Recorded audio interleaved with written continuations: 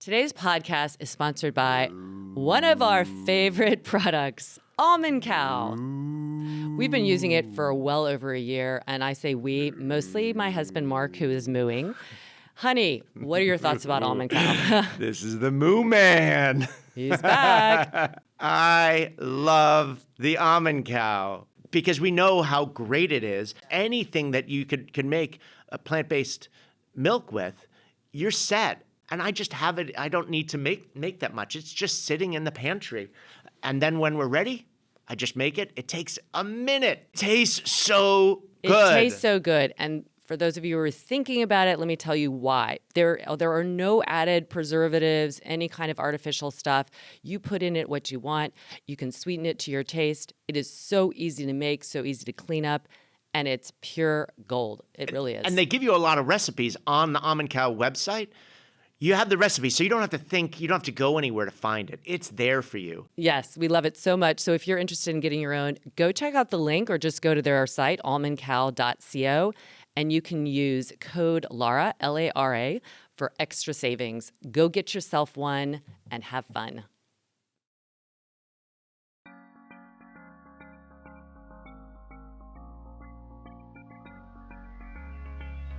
I'm Laura Hyman, and welcome to Redefining Movement, a lit podcast designed to investigate all aspects of movement from my background in physical therapy and neuroscience.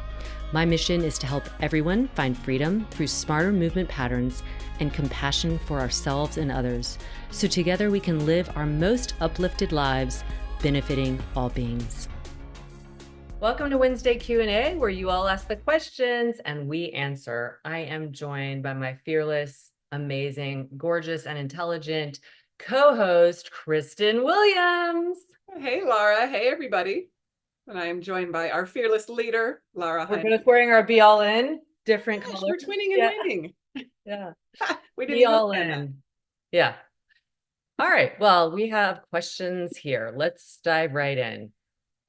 So first question is from Helicott. Do you have a favorite stretch or exercise to alleviate low back pain and stiffness in the morning?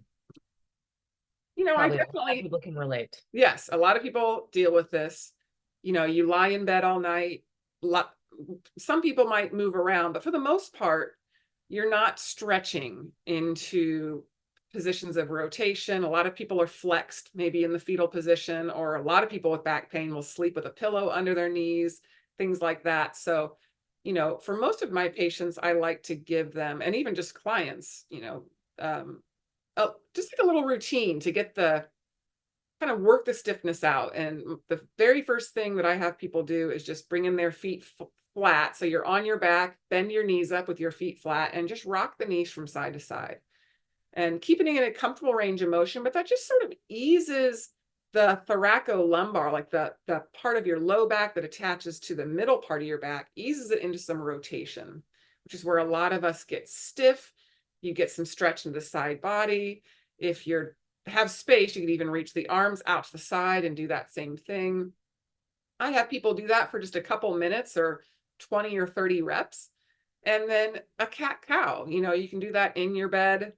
Cat-cow in physical therapy, we call that cat and camel, where you get on hands and knees and you just mobilize into some extension, letting the belly drop, pulling the shoulder blades down the back. I leave the neck out of it, Laura. I know you do too. Like, we don't bother with throwing the head back, which is a traditional yoga practice with it. I keep it more physical therapy based, where we're just working in the trunk part of the spine. And then you press the floor away, press the shoulder blades apart, and really round up. And I think the key with the cat pose for people who struggle with low back stiffness is make sure you're not just doing it in your upper back.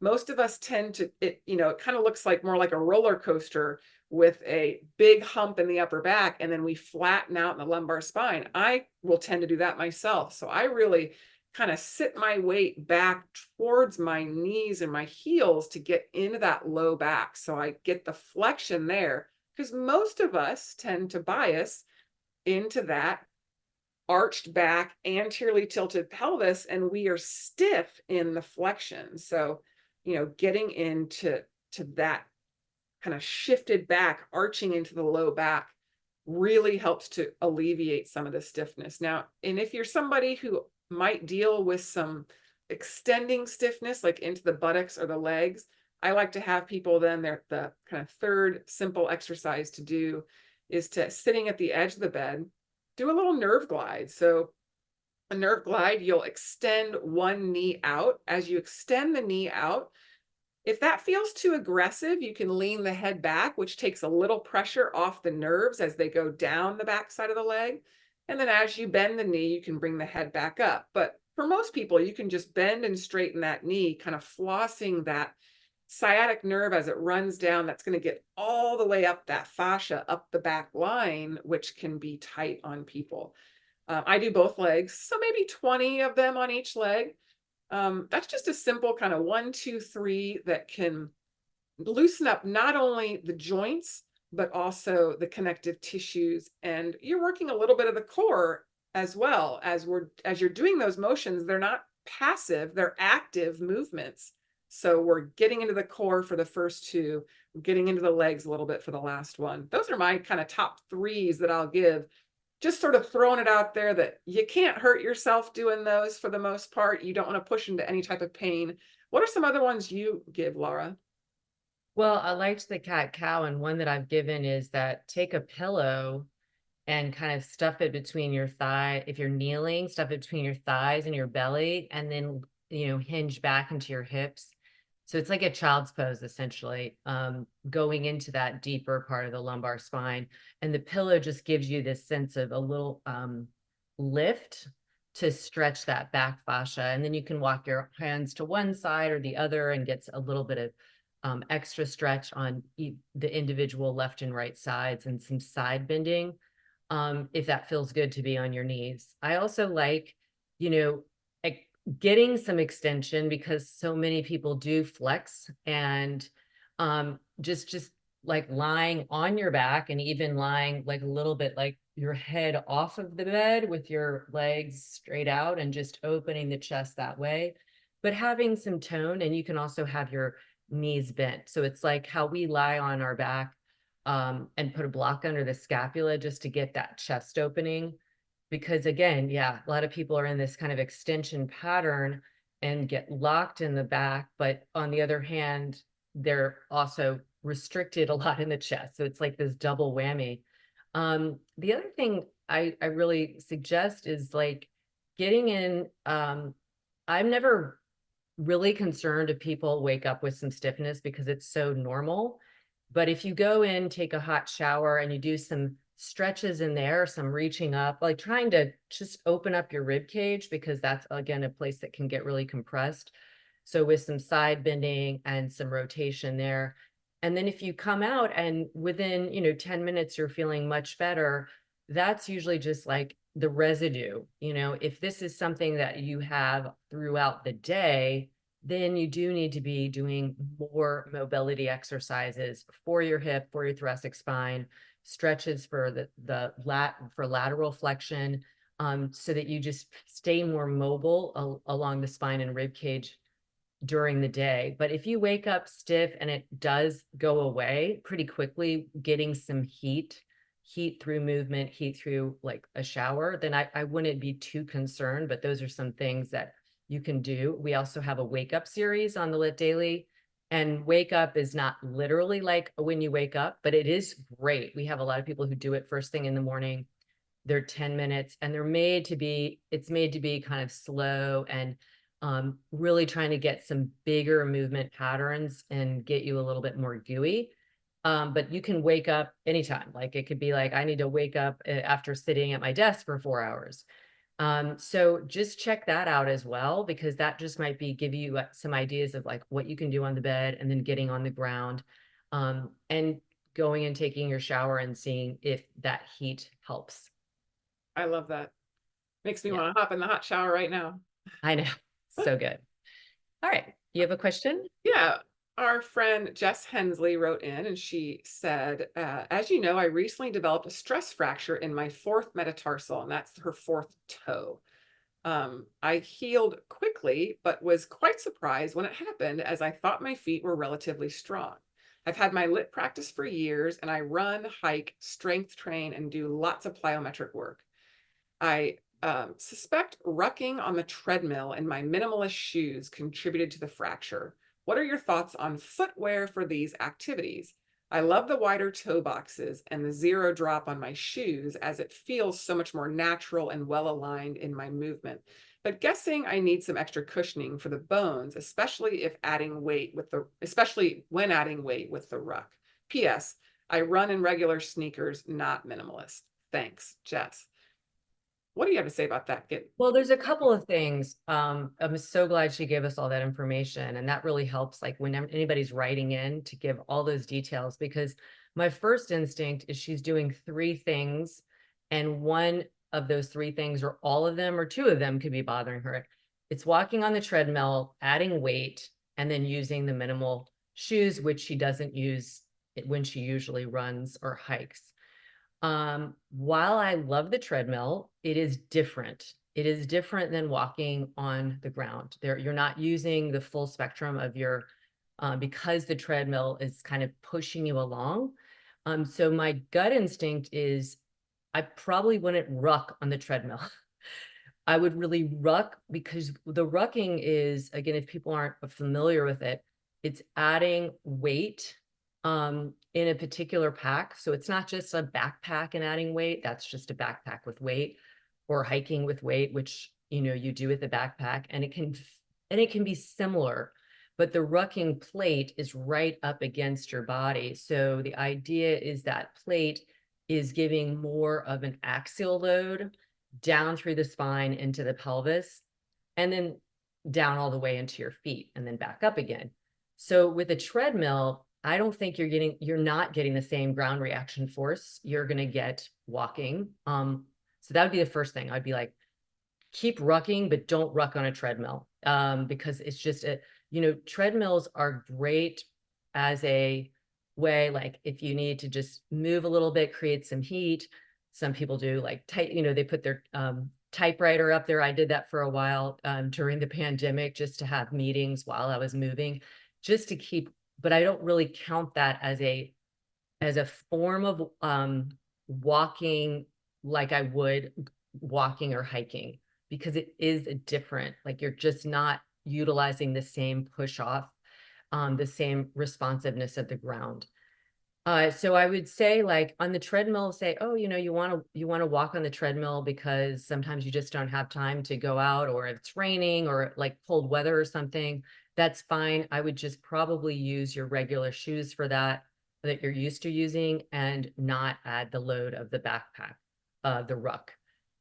So that would be the first thing. And then the second thing is, for minimal shoes, they're awesome, but you have to spend time in them in small doses to get used to them. And again, I would not use them on the treadmill if you haven't been, like, especially because you have this fracture, because you're just like, think of like, for lack of a better word, pounding your foot on the treadmill. It's more going down, and it's getting absorbed in the treadmill a little bit, but it's not coming back up into the body. So that could create a strain in the form of soft tissue and bone. So those are my big suggestions, is like, definitely minimal shoes are awesome. I use them solely when I'm hiking long distance, like I did in Machu Picchu and all the other hikes. I have it's not a barefoot, because I want a little bit more tread because of the rocks and roots and things like that. I use Ultra because it has a wide toe box. And so the wide toe box is essential, especially for metatarsal health, but for keeping the toes being able to spread in their natural position, so that ground reaction force can come back up in the like kind of appropriate way. So keep up with the minimal shoes, but do them like, just taking a walk with your dog or something, getting more used to it, and then maybe even trying like a little run walk with it. Or if you just only use them as that kind of adjunct to your regular routine that has been working, then do that. But all the other stuff, I would just recommend. Any comments about that? Well, she and I ended up, we did meet, we had a private session, and we absolutely, that was everything you're saying, she and I talked about for sure. And as a treadmill person, I live in the snowy north, and had never owned a treadmill until I moved here. And then with the ice, and as a runner, it was no longer safe to run outside. We were in the pandemic, so gyms weren't open. So I bought a treadmill, and I noticed, I notice an absolute difference between the treadmill and the outdoors. To your point, Laura, you don't get that same responsiveness because the floor is moving. Even if you add the incline, it's not the same. It's constantly flat. There's no change for the foot. So it just creates this repetitive pounding. And it's funny because people say, oh, I thought it would be different, because a lot of treadmills are supposed to absorb shock. They don't. They just don't. So I would, I absolutely said to her, minimalist shoes, they're great, but not on hard surface, especially a treadmill, and especially adding weight, because while the adding weight is amazing for anybody who has osteoporosis or osteopenia, this is why we're doing it. We want that increased weight so the bone responds in kind and produces reforming the bone at a greater rate, because as we age, our bone is resorbing quicker than it's reforming, which is why people tend to develop osteoporosis, osteopenia later in life, especially women, as we start to have hormonal changes. So what she's doing is right on point. It became an overuse because of the treadmill, because of the type of shoe, and the addition of weight. It was like the triple threat. Right. It's like had she done one, it would have been fine. Had she done maybe two, she might have been, but all three at once, it was just too much. And because I love a minimalist shoe, but it's not something I wouldn't wear a minimalist shoe if I was, let's say, even standing, if I was I don't know, Laura, if you've ever observed surgeries back in your day, like I've observed a lot of standing on concrete. Yeah. You need cushion at some point in time, in certain situations, because concrete, that's how I feel like my treadmill, even though I bought a nice treadmill that had the most not balance, but just like my joints felt the best.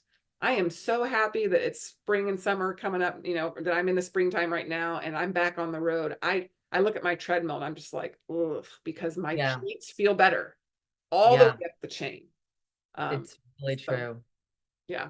We don't want to bash treadmill, because like sometimes it's like it's your go-to. If it's better to do that than sit around and not move. But just exclusively using that, I would never recommend, because it just is not the same as, like if you're walking up a hill, there's so many more muscles involved that you're getting involved when you walk up a hill on a road or hiking.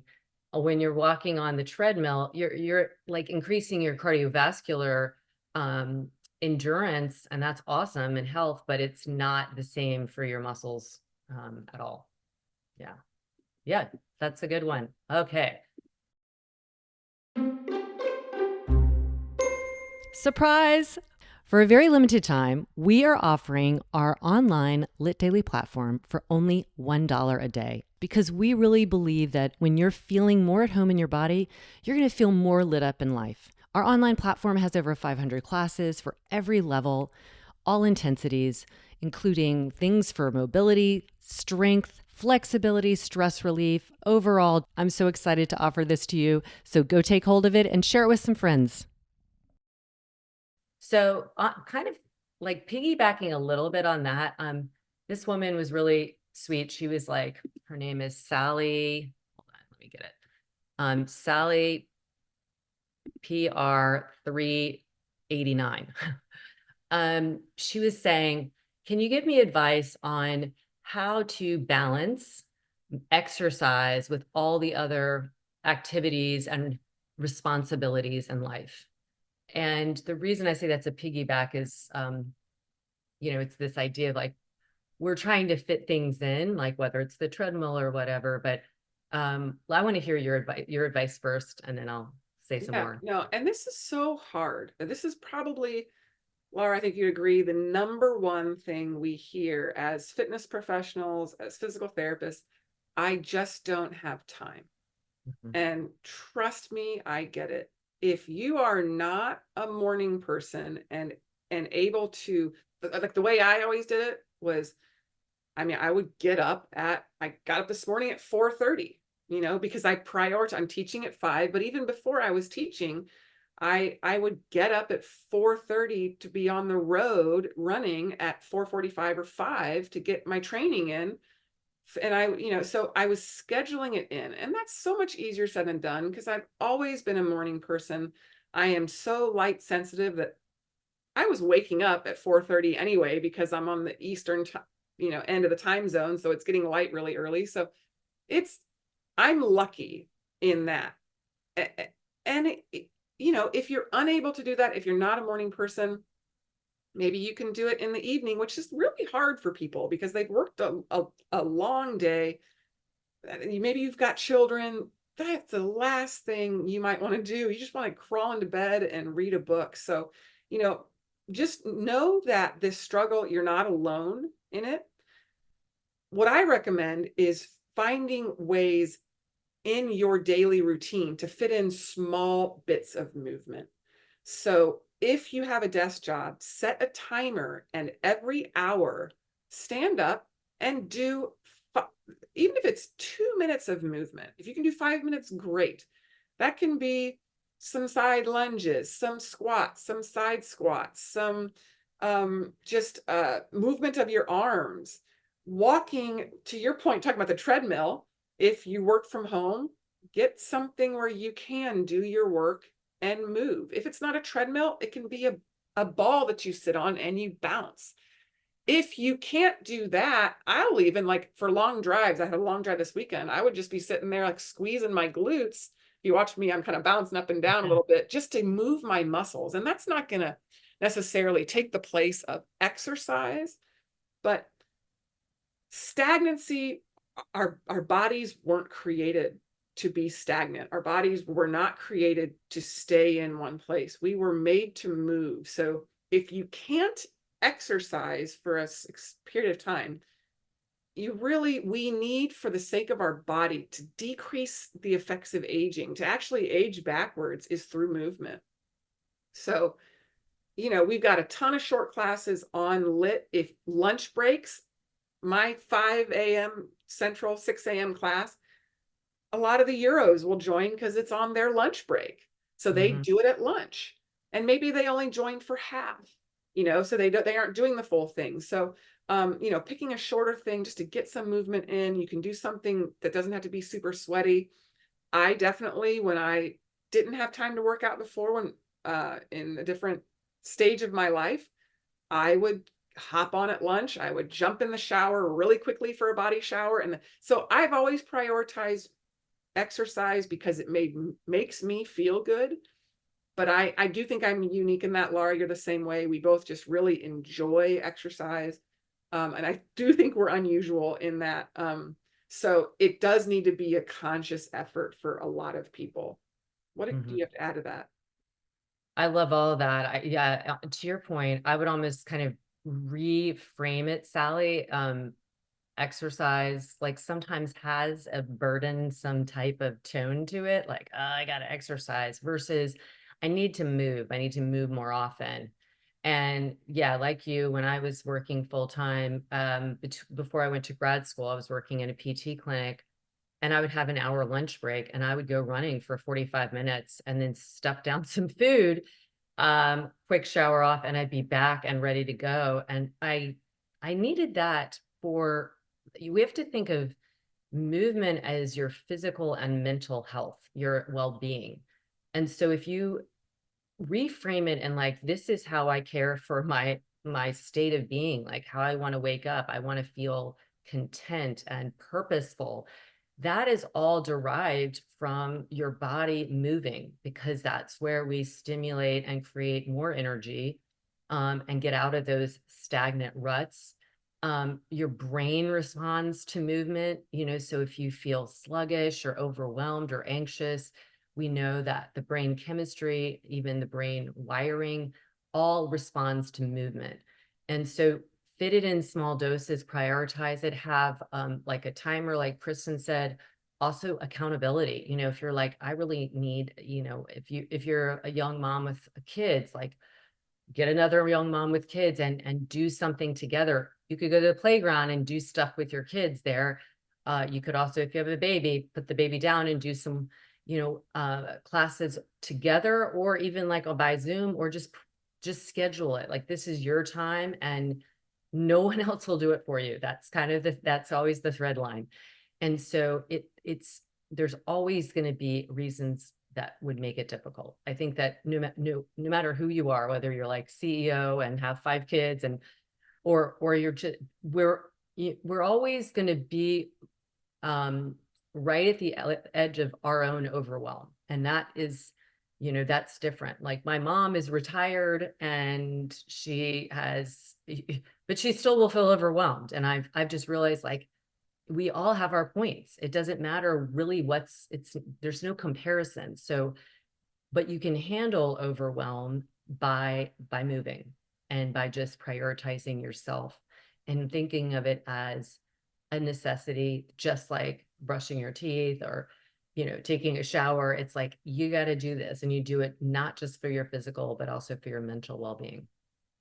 I love that you mentioned the accountability. Like, that's, doing it with somebody. That's been my go-to when my kids were younger. Because if I was meeting somebody, I didn't want to let them down, and it really got me out of bed, or it got me, to stick with a plan. Yeah. Even an accountability of, I would make a goal to run a half marathon, or if you're not a runner, make a goal to walk a 5K. And then there's tons of training plans online that you can get. And then you put that in your calendar, and it's just, if it's your phone, you're going to get the alert. If it's something on a wall, like I'm looking at my wall calendar, I'm looking like, all right, I got that. I have that to do. So you can create accountability by goal setting as well. Has been a real big one for me, of kind of getting my butt in gear. Yeah, getting organized about it. And, that's one reason we created the Build Your Capacity 6-week program, was we realized that everybody's entry point into movement and practicing the variety of type of movement, whether it's mobility or strength, flexibility, cardiovascular, some meditation in there. We realized everybody's going to be at different points, but this is gradually building your own capacity from wherever you're entering. So we have that program, and doing that with a friend would be amazing. So check that out, as well as all of our other stuff on Lit Daily. Great questions. Great questions. Thank you so much for honoring us with your questions and listening. We are always up for more, so you can write us at support@lityoga.com, and you can always tell us if you want something to be anonymous. We will take anything: lifestyle, movement, physical therapy, etc. Yep. You can also find us online on Instagram at lara.hyman or kbwilliams99. You can just drop us a DM, and we'll keep those and get back to you. You can also reach out to Lit Method, and they will send those to us as well. Nothing's off the table. Nothing's off the table. So, as always, we're pulling for you. Someday we'll get it. Thank you for joining us on this episode of Redefining Movement. If you like what you've heard, please like and subscribe wherever you get your podcast. Feel free to leave us a rating and review, or share with someone you know. Check us out at www.litmethod.com.